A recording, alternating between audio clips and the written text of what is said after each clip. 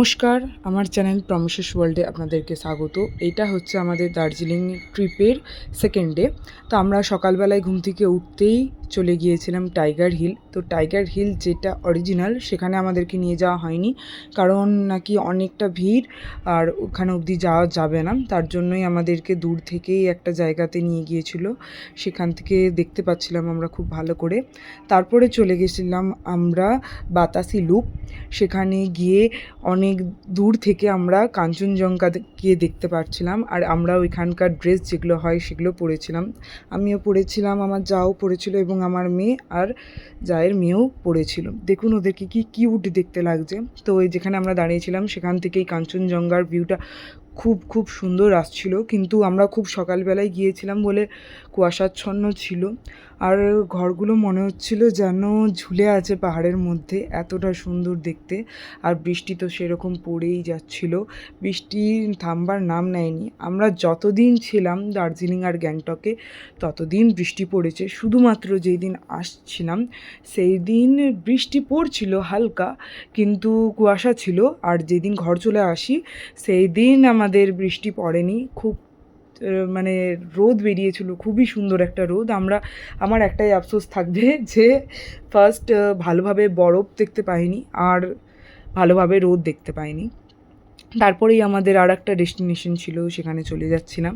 তো এই রাস্তাটা দেখুন, একদম নিচে পাহাড় দিয়ে যাচ্ছে, তো যাচ্ছেই এতটা সুন্দর লাগছিল। মানে আমরা নেমে যাচ্ছিলাম, এখান থেকেও আবার উপরে উঠে এসেছি, কিন্তু উপরে উঠাচ্ছে আমার নামতে বেশি ভয় লাগছিল যে কীরকমভাবে নামছে, যদি একটুকু এদিক ওদিক হয় তাহলেই হয়তো আমরা খাদে।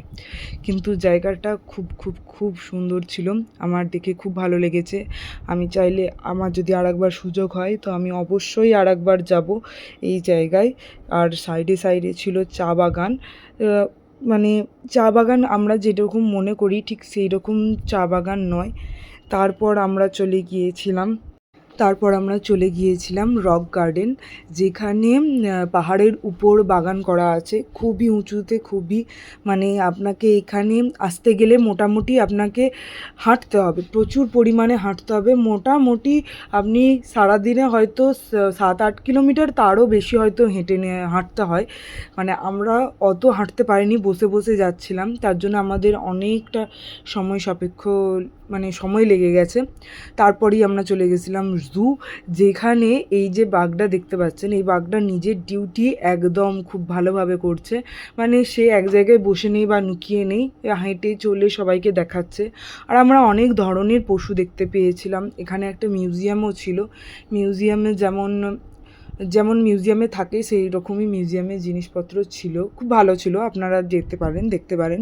যদি মনে করেন যে কলকাতায় দেখেছি তো নাও যেতে পারেন, তার চেয়ে আপনারা আলাদা যেই স্পটগুলো আছে সেই স্পটগুলো দেখতে পারেন। তো আমরা ওইখান থেকে তারপর আমরা চলে গিয়েছিলাম টি গার্ডেন, যেখানে পা ফেলার একদম জায়গা ছিল না, প্রচুর লোকের সমাগম ছিল।